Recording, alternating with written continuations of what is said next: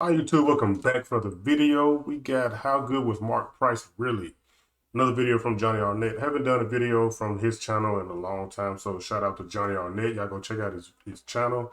I'll put his description stuff down below in the description. Y'all can check him out. Tell him I sent you guys. Mouth can dry, need some water. Anyway, let's get right to the video, man. Make sure you guys subscribe if you're new and all the good stuff. And let's just get to the video. Let's go. The late 80s and early 90s was an era filled with elite point guards who each left their mark on the league. Hey. Due to this rich and intense level of competition, some of those players flew under the media radar and were underappreciated when they played, let alone the years after they retired. That brings us to William Mark Price, the 6-foot point guard who spent the majority of his career as a member of the Did he have to say his whole name? Coming out of Georgia Tech, Price didn't have the highest expectations heading into the league, as he was selected with only the 25th overall pick in the 1986 draft by the Dallas Mavericks. The Mavericks did not feel too enthusiastic about the undersized guard, so they traded Price to the Cleveland Cavaliers for just a second-round pick in the distant 1989 draft, which eventually became a player named Jeff Hodge, and Hodge never went on to play an NBA game. It would take him a bit for him to send a message to the Mavericks, as his rookie season was spent mostly on the bench behind decent guards in John Bagley and Ron Harper. Due to this, he had very modest averages in his rookie campaign, and a young and rebuilding Cavs team finished with only a 31-51 record. Some of his talent was noticed though, so he was given the starting point guard spot to begin the 87-88 season, and he wouldn't disappoint.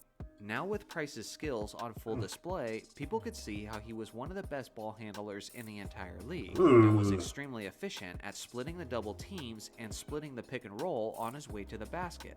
He was also an extremely quick guard with a high top speed, yet he never seemed to be out of control thanks to his sound decision-making, his high basketball IQ, and thanks to his incredible handle of the basketball. He also immediately made his presence known as one of the best perimeter shooters in the league, as he shot an absurd 48.6% from three-point range in his sophomore season.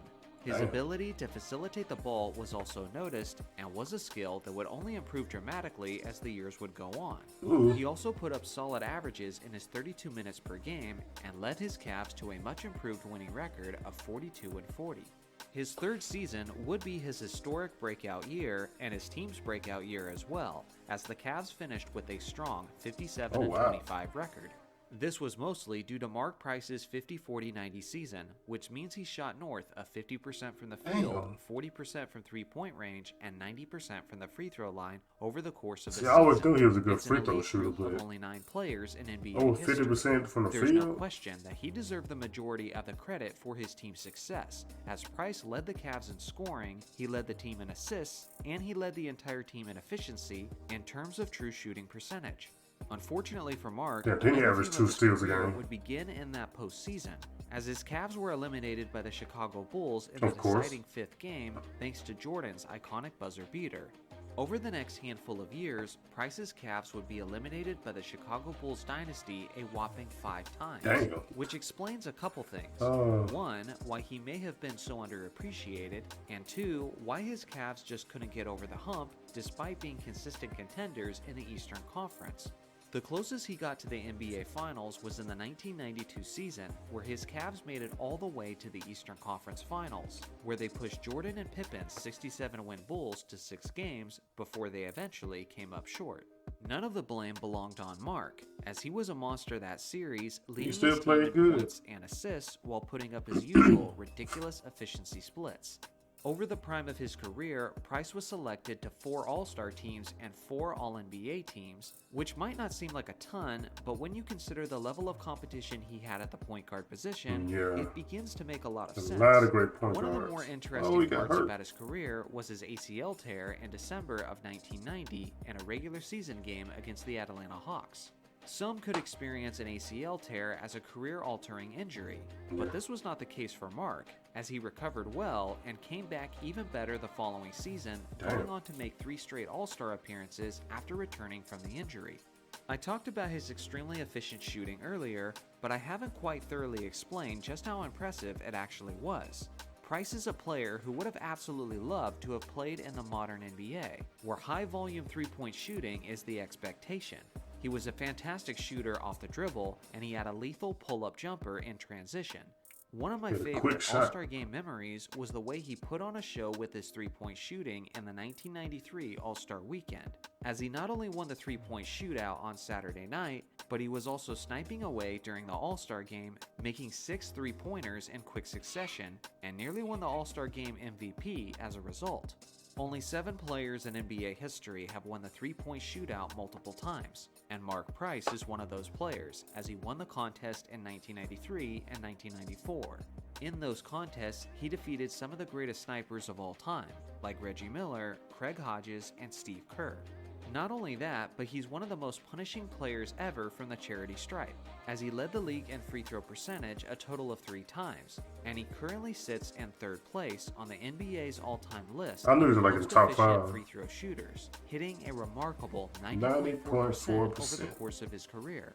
In many ways, Price was the model of efficiency at the point guard position, as he not only had a 50-40-90 season under his belt, but he was just a little shy of having a 50-40-90 career, as he shot 47.2% from the field, 40.2% from three-point range, and 90.4% from the free throw line.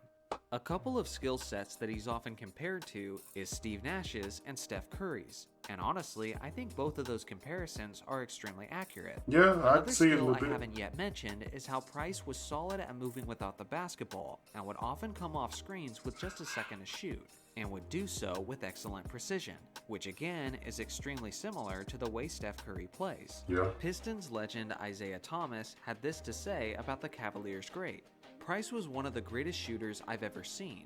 His shot making, his foul shooting, and his speed made him almost unguardable in that era. I agree. When you look at That's Price's true. career as a whole, you'll see solid numbers and a massive impact on a historically weak franchise. But what's unfortunate is that his career could have stood out much more if his health had lasted longer.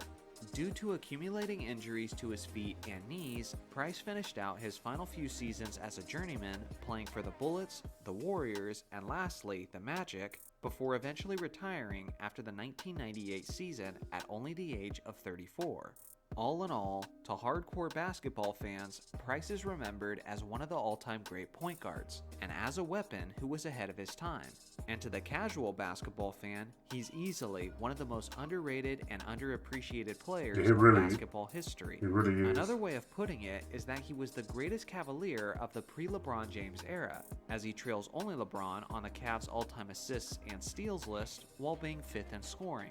So now it's your turn. Is Mark Price the most underrated point guard in NBA history? And if not, who is your choice for that title? Let me know in the comments section below. Thanks for watching as always. Make sure to like and subscribe for more. Okay. Okay. Who y'all think is the most underrated point guard of all time? Might be Mark Price. Might be. He was a great point guard. He was overlooked, mainly like how you said, because they lost to the Bulls so many times in the Eastern Finals.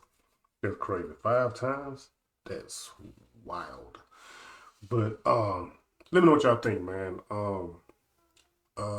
His play style was like he said, compare him to Steve Nash and Steph Curry. I don't know what I'm about to say. I'm tripping. I guess I'm getting a little hungry. I need to eat something. But anyway, thanks for watching. Subscribe if you're new. Yeah, I'm out.